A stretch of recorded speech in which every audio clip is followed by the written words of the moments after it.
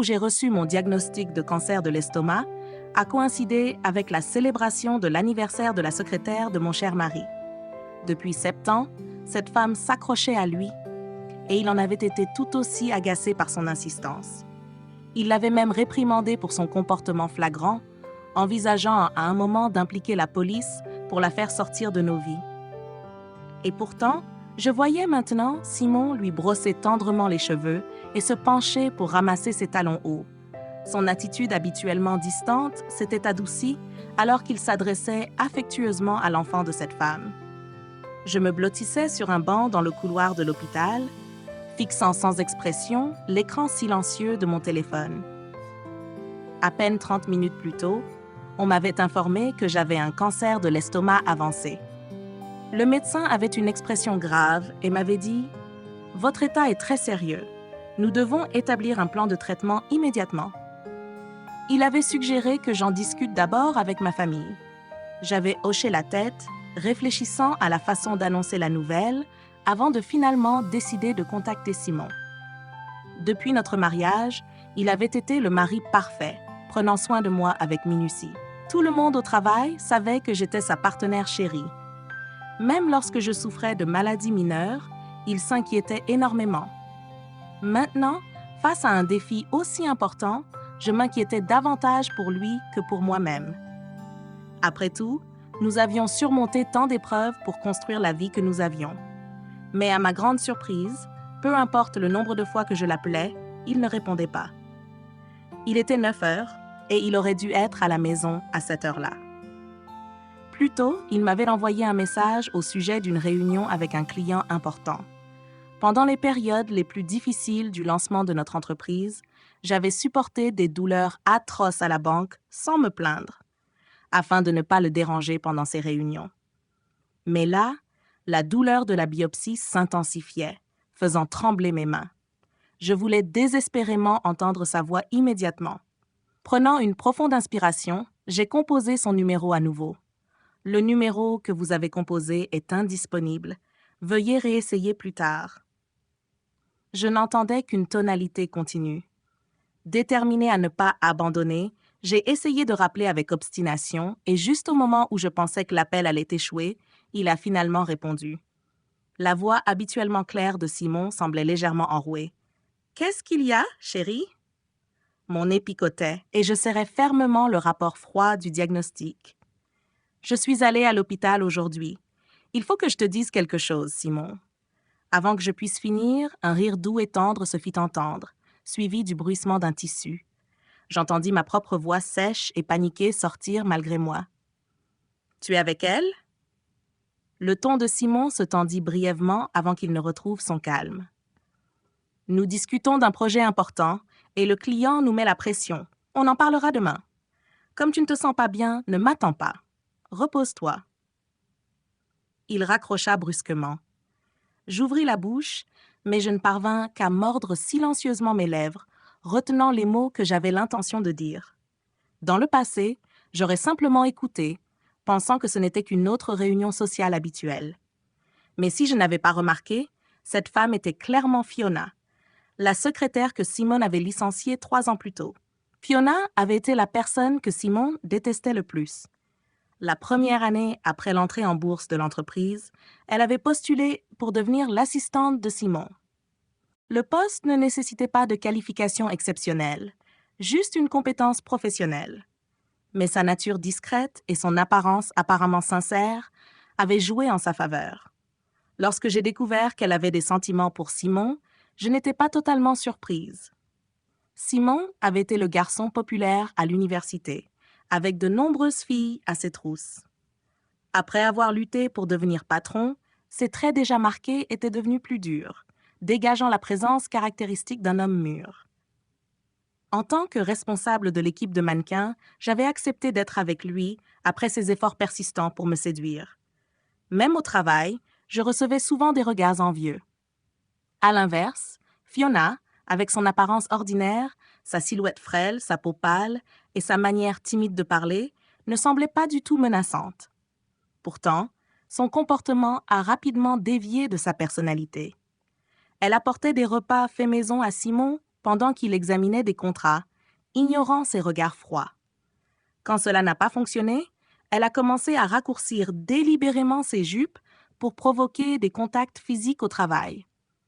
L'incident le plus flagrant a eu lieu lors d'un voyage d'affaires, lorsqu'elle a volé la clé de sa chambre sous prétexte qu'elle était ivre, et y est entrée. Rougissante, elle lui a dit « Tu es mariée à Wendy depuis si longtemps sans avoir d'enfant. Tout ce qu'elle peut faire, je peux le faire aussi. Tu vois à quel point je suis bien? » Simon était choqué. Il l'a sévèrement réprimandée. « Tu n'as aucune honte? Si tu essaies encore ça, je te licencie. » Cette épreuve m'a épuisée pendant la phase de croissance de l'entreprise, rendant difficile une nouvelle grossesse. Un sujet sensible entre nous que même ses parents n'osaient aborder légèrement, espérant que cela la dissuaderait. À son retour du voyage, il avait placé des photos de nous datant de l'université et de notre mariage sur son bureau, suscitant des commentaires de tout le bureau. Les collègues plaisantaient en disant que Fiona n'avait aucune chance, toujours à rêver de l'impossible. Peut-être gardant encore un semblant de honte, Fiona s'était tenue tranquille pendant un moment. Juste au moment où je pensais qu'elle réaliserait et renoncerait pour garder son travail, un autre incident s'est produit lors d'une nuit orageuse.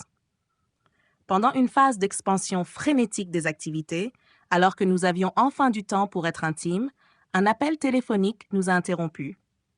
Dès qu'il a décroché, les sanglots sporadiques de Fiona se sont fait entendre à l'autre bout. « Simone, je suis à l'hôtel maintenant. Peux-tu venir me chercher? Tu es folle d'appeler à une heure pareille. Pourquoi tu ne prends pas un taxi? » soupira Simone avec impatience, sur le point de raccrocher. « Non, ne viens pas.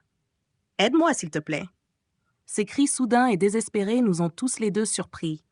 Le tonnerre et la pluie dehors amplifiaient l'urgence de sa voix. Il me regarda, se massant doucement les tempes. « Que se passe-t-il? » Fiona haletait. « Je suis venue livrer des documents à M. Lee, mais il a envoyé des gens pour me bloquer en bas. Maintenant, je suis cachée dans la salle de bain. Je ne peux pas sortir. S'il te plaît, j'ai tellement peur. » En entendant ce nom, nous avons tous les deux retenu notre souffle. M. Lee était un partenaire clé de l'entreprise, et s'il avait jeté son dévolu sur Fiona, les choses allaient devenir compliquées pour elle aujourd'hui. Simon serra son téléphone, se leva brusquement et commença à s'habiller. « Si quelque chose lui arrive, l'entreprise sera responsable. Je vais vérifier. » Quand le jour se leva enfin, Simon était rentré. Je le regardais, son visage épuisé, et la petite coupure au coin de sa bouche me fit éprouver de la pitié pour lui. Il s'effondra sur le canapé et se mit à se plaindre. Tu n'as aucune idée à quel point elle est difficile à gérer. Elle a crié fort et grossièrement, exigeant que je la ramène chez elle. J'étais à bout, je l'ai déposée à l'entrée de sa résidence et je suis partie en vitesse. Tu n'as pas de compassion pour moi? J'ai juste pensé à la déposer à son quartier, dis-je. Mais j'avais clairement vu une marque floue et suggestive sur le col mouillé de sa chemise.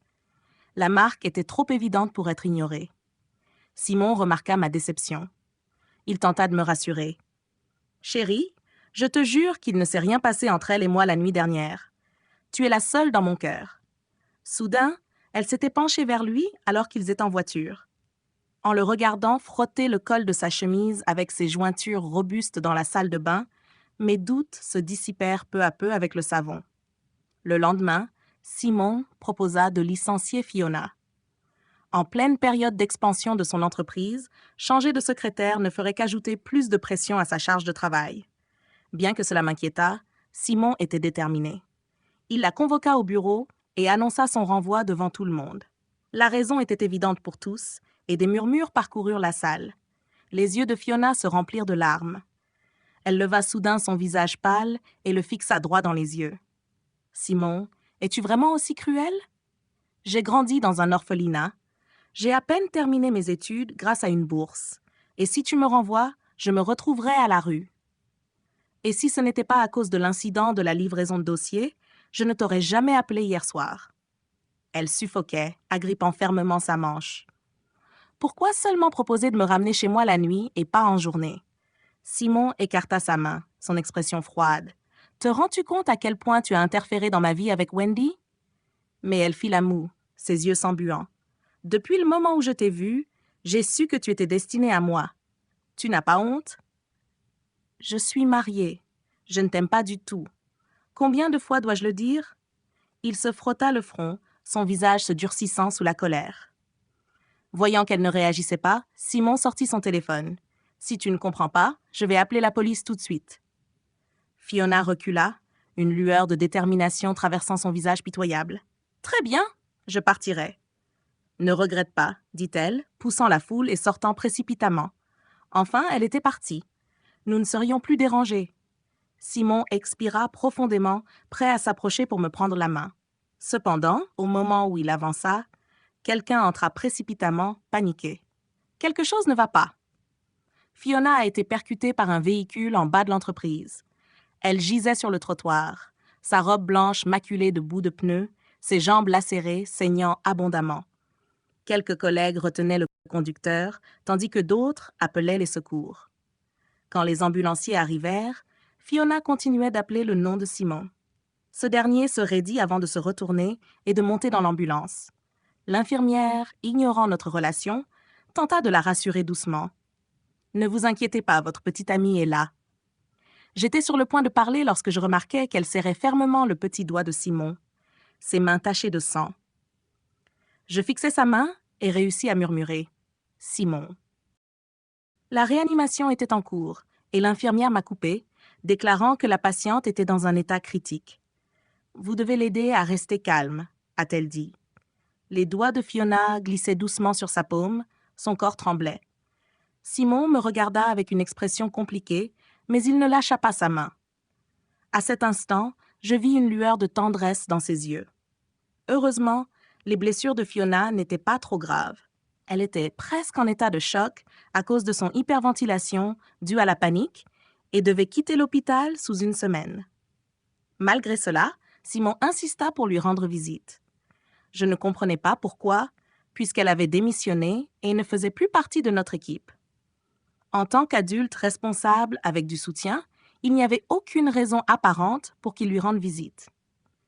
Il expliqua que l'accident avait eu lieu juste en bas de nos bureaux et que toute rumeur sur notre manière de traiter les employés pourrait nuire à notre réputation.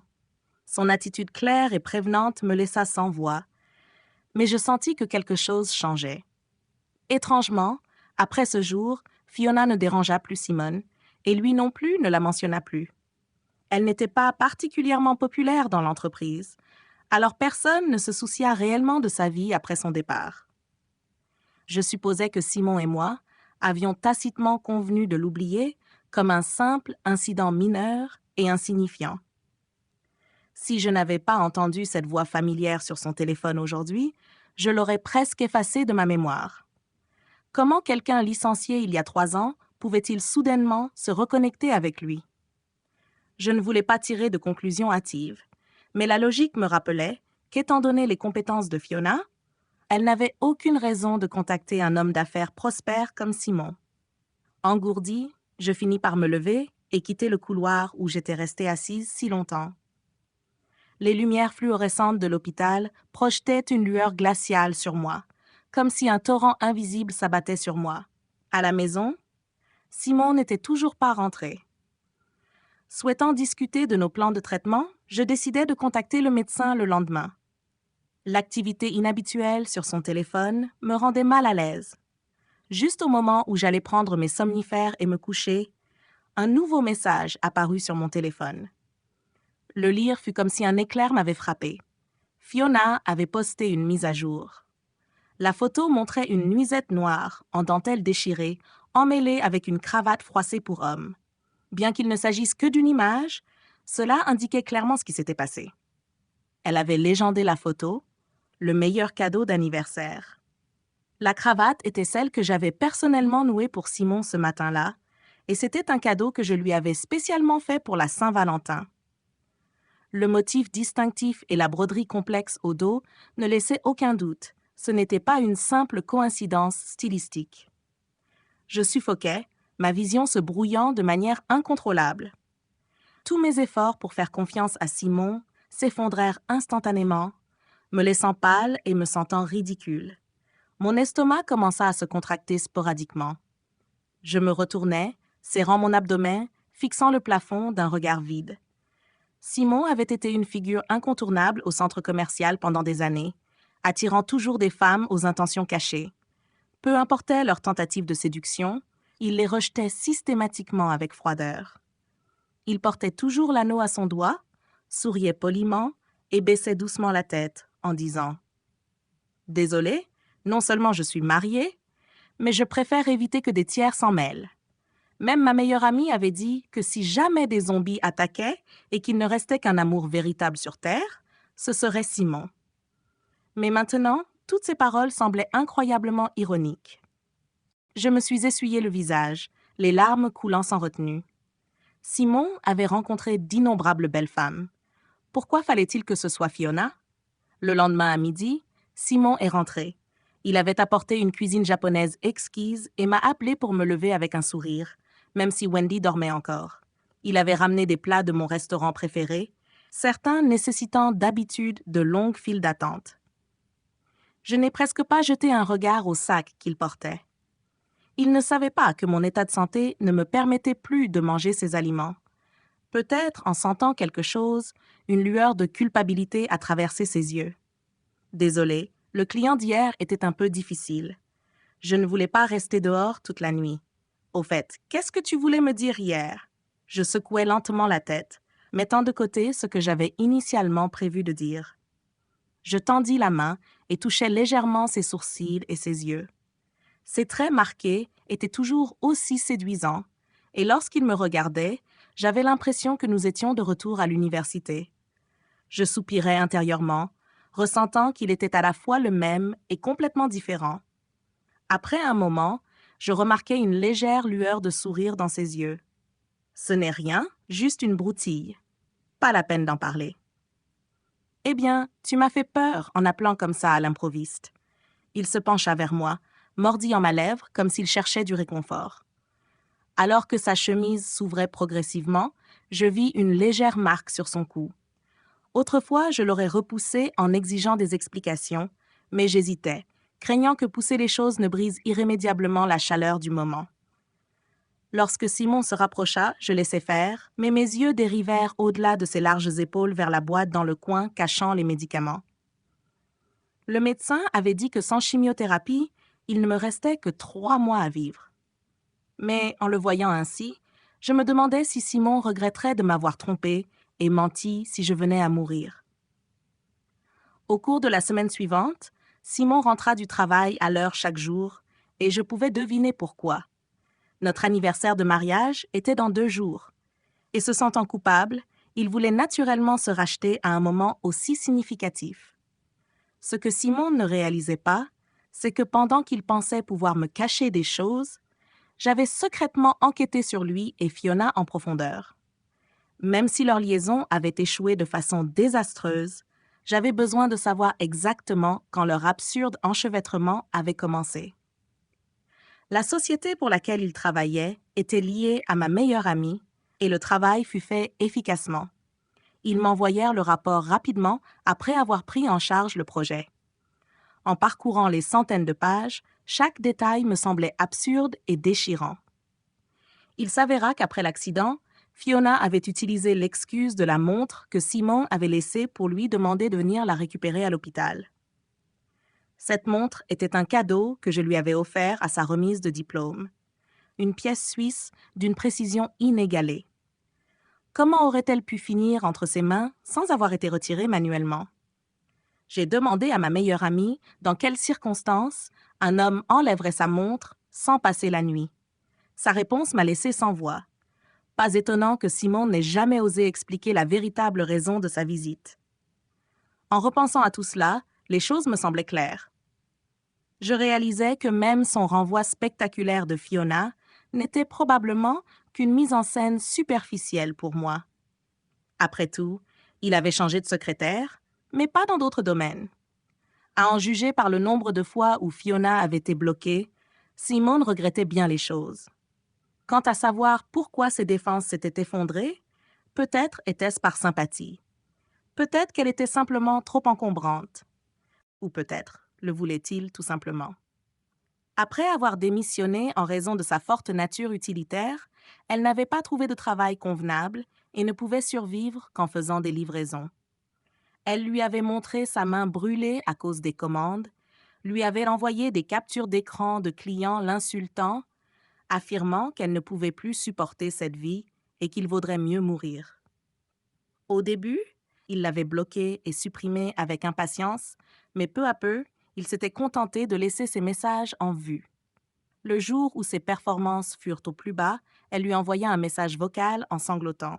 « Simon, j'ai désespérément besoin de te voir. Si tu ne reviens pas, je vais sauter du toit. » Il l'incita à arrêter son cinéma, mais la panique le prit lorsqu'il visionna la vidéo qu'elle lui avait envoyée, où elle criait pour qu'il reste immobile et ne parte pas. L'écran se figea à ce moment-là, et je pris une profonde inspiration en me rappelant le jour où Simon était revenu du travail avec une odeur inhabituellement forte de parfum féminin sur sa chemise. Il avait toujours détesté ce genre de fragrance, évitant intentionnellement tout contact rapproché avec les visiteuses, même lors d'événements sociaux. Si une odeur persistait, elle ne s'accrochait qu'à son manteau. Malgré son énergie habituellement élevée, il changeait rarement en pyjama tout de suite après être passé par la salle de bain, préférant se reposer d'abord. Je trouvais cela étrange, mais en remarquant les légers cernes sous ses yeux, je n'insistais pas, mettant cela sur le compte d'une surcharge de travail. Le lendemain, Fiona lui envoya un message. « Tu vois, j'ai gagné le pari. Je savais que tu avais des sentiments pour moi, Simon. » Il répondit simplement par un point. Je connais son caractère mieux que quiconque. C'était sa manière discrète de donner son approbation et de tolérer la situation. Alors que je pensais que Fiona était insignifiante, elle était déjà devenue une présence persistante, s'enroulant progressivement de son extérieur jusqu'à atteindre son cœur. Peut-être que je l'avais surestimée. Je réprimais la sensation de malaise dans mon estomac et continuais à faire défiler les messages avec la souris. Plus je descendais, plus leur récente conversation devenait vague, dépassant largement une simple drague. Je portais la main à ma joue, réalisant qu'elle était devenue froide sans que je m'en aperçoive. Une amie m'envoya un message insultant Simon, le qualifiant de personne méprisable, indigne de quoi que ce soit de bon, tout en me réconfortant, me conseillant de ne pas pleurer pour quelqu'un comme lui. Mais je savais que mes larmes n'étaient pas pour lui. Je pleurais pour moi-même.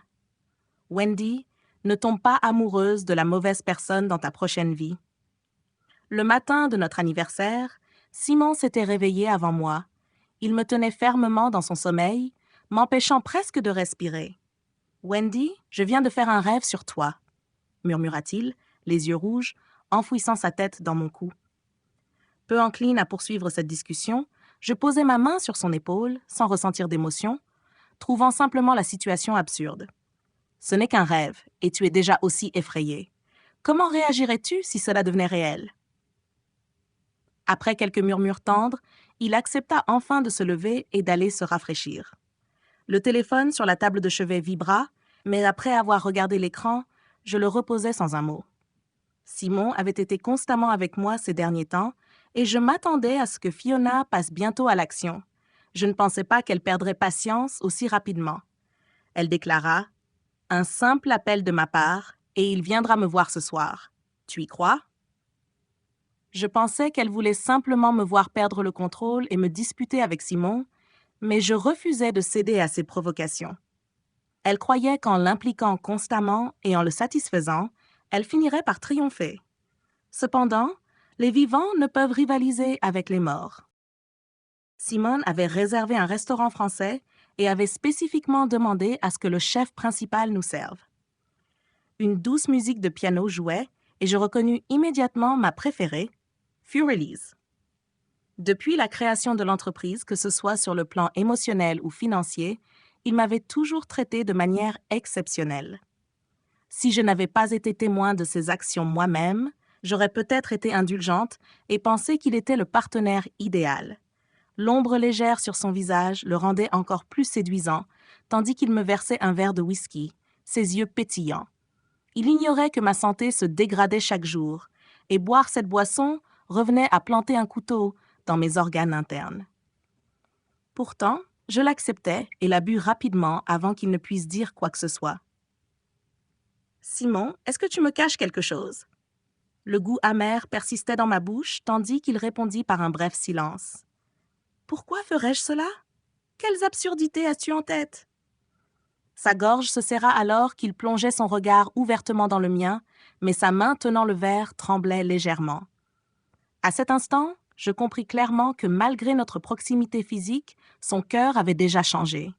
La sonnerie soudaine brisa notre silence. Il jeta un coup d'œil à l'écran pendant une fraction de seconde, mais son visage pâlit instantanément. Bien que Simon ait rapidement pris l'appel, je remarquai son surnom affiché. Il l'appelait Baby, probablement une autre fournisseuse naïve. Il rangea son téléphone et tenta de s'approcher pour me serrer dans ses bras. La vibration semblait repousser quelque chose d'intangible. J'observais chacun de ses mouvements calmement, remarquant qu'il semblait bien plus anxieux que moi. Regardant l'écran, Simon se leva de manière peu naturelle et sortit ses clés de voiture. Quelque chose doit avoir mal tourné avec le projet. Désolé, je dois m'en occuper. Avant de partir, il me remit un cadeau qu'il avait préparé depuis longtemps. Joyeux anniversaire, je t'aime. Après son départ, j'ouvris la boîte et envoyai une photo du collier à une amie qui était au courant. C'était une édition limitée qui nécessitait une commande au moins 3 mois à l'avance, avec des restrictions strictes d'achat dans chaque ville. Mon amie répondit rapidement qu'il y avait 2 commandes au nom de Simon et elle avait même demandé à inclure une note spécifique. En regardant les messages fournis, je restais silencieuse. C'étaient 2 messages remarquablement similaires. À mon véritable amour pour mon unique amour.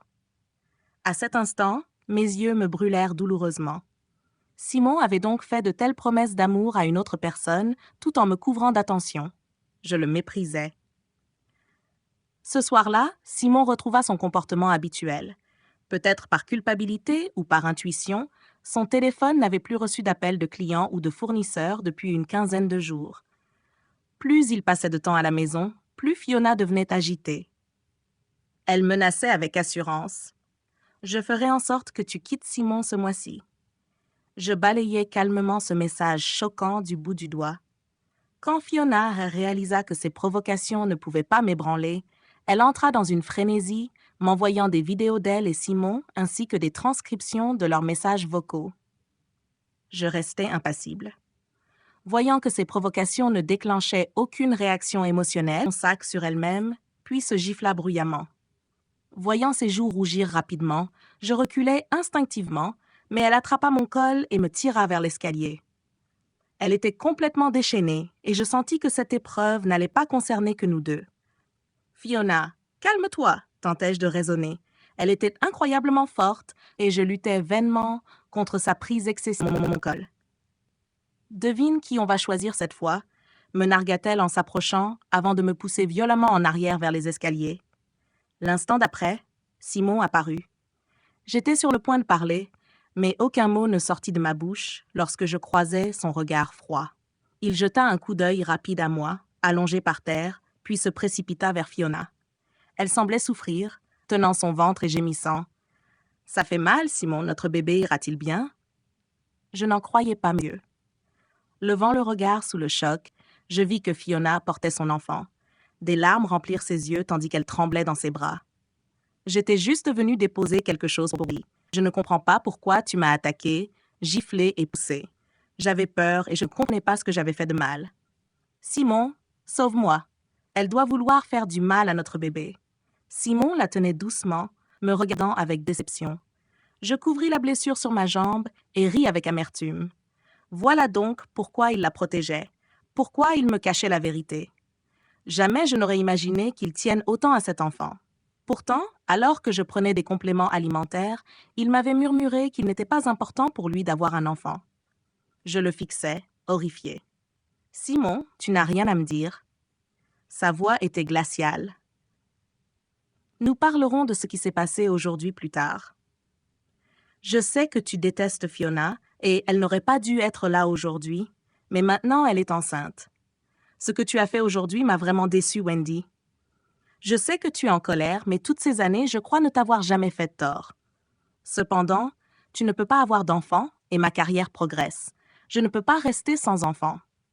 Si tu te calmes, tu comprendras ce que je ressens. Je ne répondis pas à ses paroles. Puisqu'il choisissait de croire les rumeurs, à quoi bon expliquer davantage? Rien n'est plus triste qu'un cœur devenu froid. Je me relevai en chancelant, souriant avec une sorte de soulagement. Il n'y a rien à calmer. Divorçons. Simon porta précipitamment Fiona au loin. Je fermai doucement la porte, prête à rassembler mes affaires, quand une douleur sourde et inattendue me frappa violemment. Aussitôt, une odeur sucrée et âcre emplit ma gorge, me poussant à courir vers la salle de bain. Je toussai instinctivement à plusieurs reprises, horrifiée de voir le lavabo débordé de sang. La panique s'empara de moi alors que je me sentais suffoquée. Une sueur froide inonda instantanément mon dos. Je m'appuyai contre le mur, haletante, cherchant désespérément de l'air. La récupération me parut interminable. Quand je levai enfin les yeux, mon reflet dans le miroir dévoilait une figure échevelée, pâle et complètement épuisée. En tendant la main pour ouvrir le robinet et rincer le sang, mon regard fut attiré par une tasse de couple fissurée à côté, laissant voir un grand trou. Cette tasse avait été cassée puis réparée par Simon. Cela s'était produit peu de temps après notre emménagement dans notre nouvelle maison. Mes problèmes de santé et exigea brutalement un divorce, malgré les objections de Simon. Ce jour-là, elle lança les remarques les plus blessantes et ignobles, détruisant tout dans la pièce. Habituellement calme et posé, Simon avait les larmes aux yeux pour la première fois. Il se tenait silencieusement près du mug brisé, me protégeant alors que je tremblais.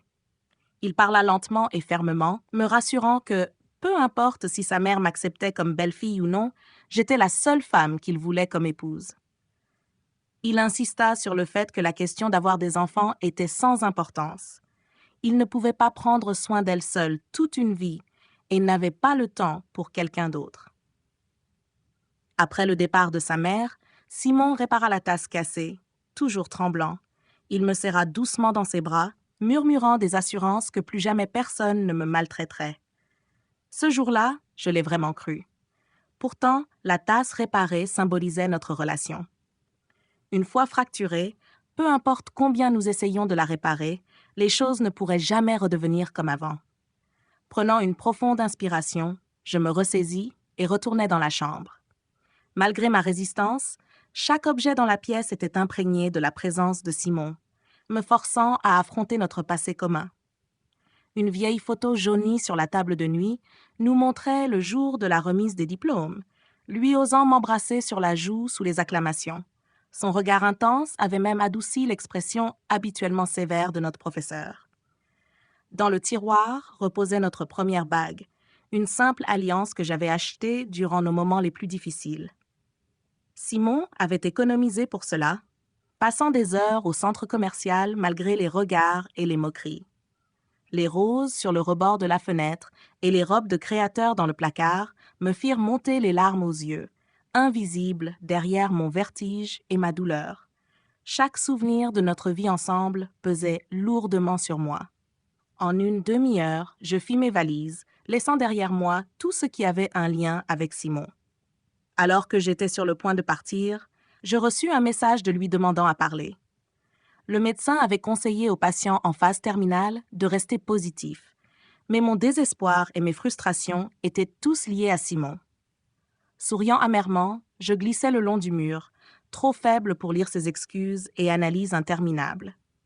Je répondis simplement « J'attends que tu rentres », puis je le bloquai et supprimai son contact. Connaissant la nature de Simon, il pensait sans doute qu'il restait encore de l'espoir pour sauver notre relation, tant que je restais ouverte à la communication. Pourtant, le point d'exclamation rouge vif sur mon téléphone montrait à quel point ses pensées étaient irréalistes. 5 minutes plus tard, le téléphone sonna comme prévu. Appuyé contre le mur froid, j'ignorais l'appel et composais plutôt un autre numéro pour demander de l'aide. Je sentais ma vie s'effriter petit à petit. Que ce soit en jours, en heures ou en secondes, cela n'avait pas d'importance. Même dans la mort, je refusais de rester ici. Simon continua d'appeler avec insistance, ressentant peut-être enfin cette solitude désespérée, mais ce n'était que le début. Je savais qu'il ne lâcherait jamais Fiona pour revenir vers moi. Simon était un entrepreneur prospère, mais il avait oublié qu'au fil des années, mes stratégies étaient tout aussi efficaces que les siennes. Il avait une compréhension aiguë des tendances du marché, allant souvent à contre-courant en période de crise pour maximiser les profits. Pendant ce temps, je valorisais la patience, bâtissant un élan et tendant des pièges pour assurer des résultats réussis. Il poursuivait le profit, tandis que moi, je me concentrais sur son cœur. Je croyais qu'il apprécierait le cadeau que je lui avais laissé. L'obscurité m'enveloppa alors que j'entendais les sirènes aiguës d'une ambulance en bas et les cris d'Anna derrière la porte. J'essayais de parler, mais je réalisais que je ne pouvais émettre aucun son. Dans mes derniers instants, je revis Simon, de nos années universitaires, avançant vers moi dans la lumière, son allure séduisante et son regard souriant. D'habitude, j'aurais détourné timidement les yeux et attendu nerveusement qu'il avoue ses sentiments. Mais cette fois, je choisis de me retourner et de courir vers une lumière inconnue. Sous le ciel, le cri d'une colombe blanche résonna, symbole de deuil pour un être cher perdu et bénédiction pour un nouveau départ. Astérisque, astérisque, épilogue, astérisque, astérisque. Simon n'avait jamais imaginé que Wendy irait jusqu'au divorce. Il pensait que sa colère était passagère et qu'elle changerait d'avis. En route pour l'hôpital avec Fiona dans ses bras, Wendy lui envoya un message. « J'ai fait mes valises. Nous déménageons demain. » Le regret l'envahit instantanément. Il voulut appeler pour s'expliquer, lui dire qu'il avait été momentanément confus et la supplier de ne pas être fâché. Mais les gémissements de Fiona sur le siège passager lui firent comprendre que ce n'était pas le bon moment pour communiquer. Lorsqu'il rentra de l'hôpital, il ne trouva aucune trace de Wendy. Elle était partie sans laisser de signe, pas même la plante en pot du balcon. Cependant, elle avait laissé certaines choses derrière elle. Simon erra dans la chambre, fouillant tiroirs et placards, jusqu'à s'effondrer sur le sol, le regard vide. Chaque bijou qu'il lui avait offert était soigneusement remis dans sa boîte. Wendy avait toujours été douce, évitant les mots durs. Mais voir ces objets était plus douloureux que n'importe quelle blessure physique. Sur la table de chevet, Simon trouva une lettre de Wendy. Il l'ouvrit, espérant accepter tout ce qu'elle demandait pour qu'elle revienne. Mais en lisant, son souffle se coupa. La lettre détaillait des preuves de son infidélité et incluait une convention de divorce. Ils étaient mariés depuis 7 ans, sans dispute majeure jusqu'à cette ultime confrontation. Wendy était résolue, et malgré leurs années d'amour, les preuves ne laissaient aucune place à la réconciliation. Simon se frotta le visage et prit son téléphone pour appeler Wendy. Mais chaque tentative fut accueillie par une froide voix électronique indiquant que l'appel ne pouvait aboutir. Épuisé par l'attente interminable, il retira sa veste de costume et s'écroula sur le lit, s'endormant involontairement, le téléphone dans la main. Dans ses rêves, Simon revit Wendy à 21 ans, pendant leurs années universitaires. Il se souvenait de sa peau claire, de sa grande silhouette et de ses yeux concentrés qui faisaient rougir ses joues. Avant une représentation sur scène, elle avait soigneusement relevé sa robe, se frayant un chemin à travers la foule, ses cheveux.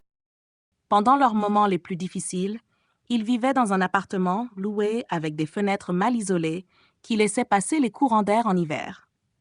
Wendy refusait d'allumer le chauffage pour économiser de l'argent pour l'entreprise de Simon, alors il la serrait simplement fort dans le lit pour la garder au chaud. Pour aider son entreprise, Wendy, bien qu'allergique à l'alcool, buvait à plusieurs reprises jusqu'à souffrir de saignements gastriques avant de finalement arrêter.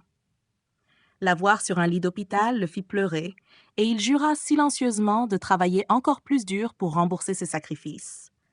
Par chance, il décrocha un contrat important et se précipita pour partager la nouvelle.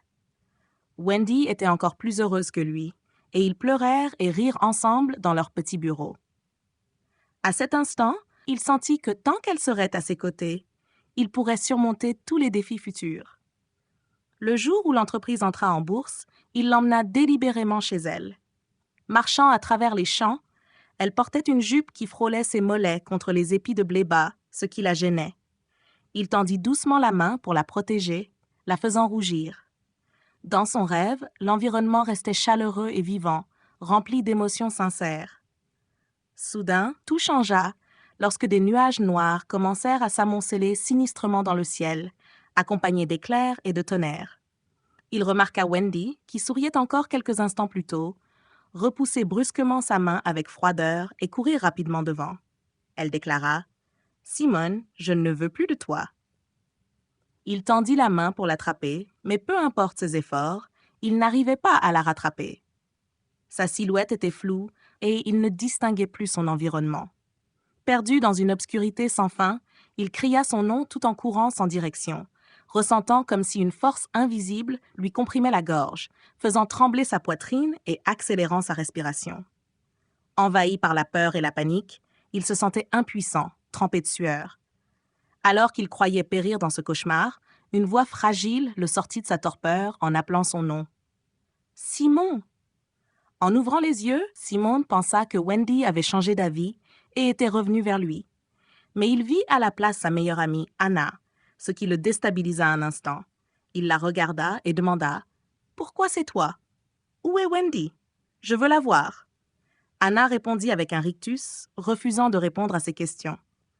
Au lieu de cela, elle le fixa froidement. « Maintenant tu te souviens d'elle, mais au lieu d'être avec cette femme enceinte, pourquoi fais-tu semblant d'être si affligée? » Calmement, elle continua sa tirade, et Simon répondit « Je sais qu'elle ne veut pas me voir.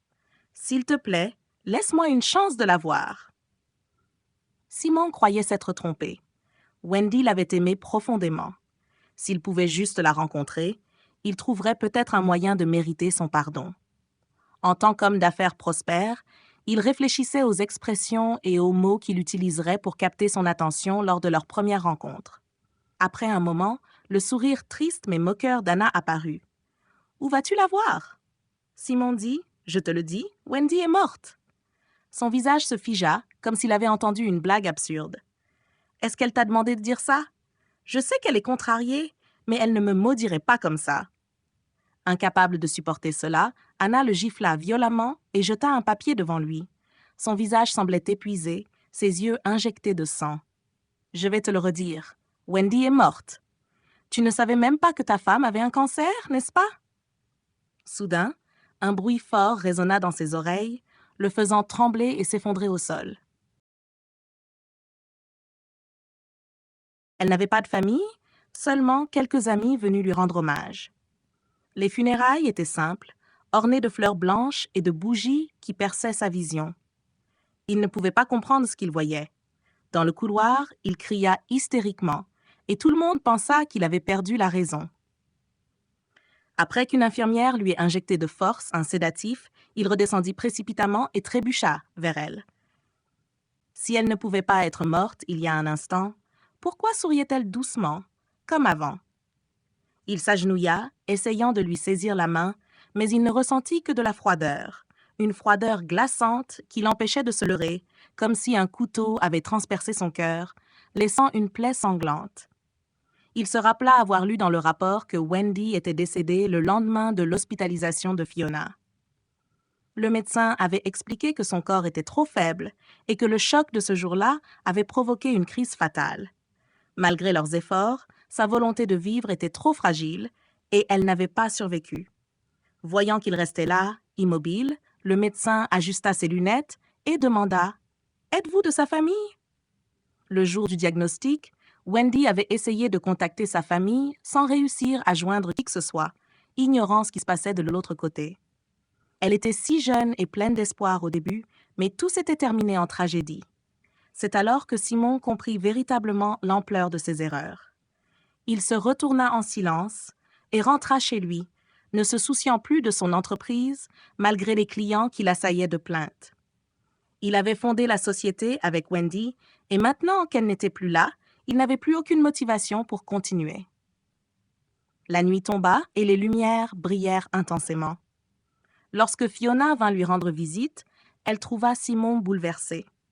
Il avait perdu du poids, ses joues étaient creusées et il avait l'air épouvantable. Ces derniers jours, il ne mangeait ni ne dormait, se noyant constamment dans l'alcool. Ses souvenirs devenaient de plus en plus flous, oubliant tout des dernières années, sauf cette promesse de Wendy. Elle sortirait lui acheter quelque chose de délicieux et reviendrait bientôt. Fiona toucha doucement son visage, évitant les bouteilles de verre brisées sur le sol, et l'appela doucement par son nom. Simon leva la tête, l'air absent, ses pupilles tremblantes lorsqu'il croisa des yeux semblables à ceux de Wendy. En la reconnaissant, son expression changea avant de redevenir vide.